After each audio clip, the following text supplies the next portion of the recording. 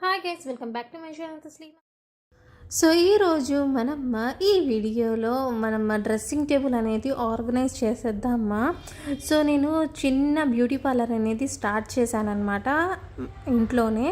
So దానికి సంబంధించింది నేను ఆర్గనైజ్ చేస్తున్నాను. సో ఫస్ట్ ఇంట్లో ఉన్న డ్రెస్సింగ్ టేబులే నేను యూస్ చేసేస్తున్నాను అనమాట. సో ప్రత్యేకంగా మనం కొనాల్సిన అవసరం లేదు, డ్రెస్సింగ్ టేబుల్ ఉంటే చాలు.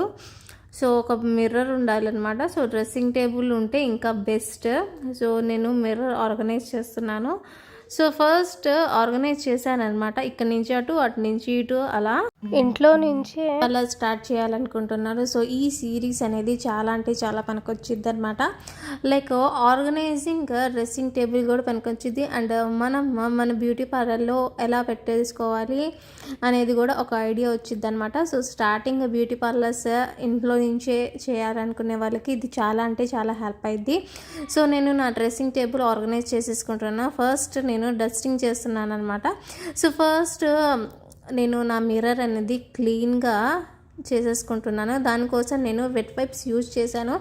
యాక్చువల్లీ క్లాత్తో తుడిస్తే ఇంకా బాగుంటుంది. సో క్లాత్ అనేది లేదు.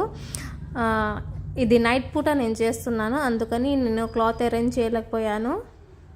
సో అందుకని నా దగ్గర వైప్స్ ఉంటే వెట్ వైప్స్ దాంతోనే తుడుస్తున్నాను. సో వెట్ వైప్స్ ఇలా కూడా యూజ్ చేయొచ్చు అని కూడా నేను మీకు చూపిస్తున్నాను, చూడండి. సో వెట్ వైప్స్ ఒక మంచి క్లాత్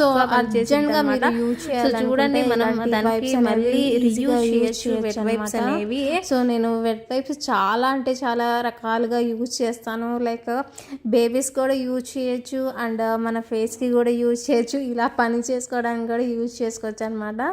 సో నేను చాలా విధాలుగా వాడుతూ ఉంటాను. సో ఇది ఒక విధానం అన్నమాట. ఇప్పుడు మనం డ్రెస్సింగ్ టేబుల్ని డ్రెస్ అప్ చేసేద్దాం, అంటే ఆర్గనైజ్ చేసేద్దాం అన్నమాట.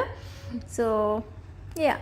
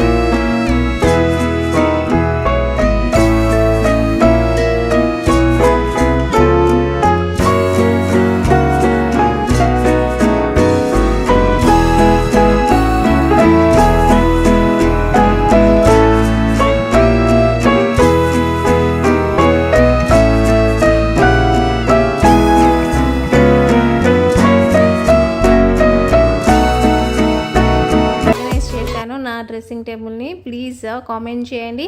అండ్ ఇలాంటి మరిన్ని సిరీస్ కావాలంటే please like and subscribe my channel. And please do support guys. ఎలా ఉందో కామెంట్ సెక్షన్లో నాకు కామెంట్ చేసేయండి.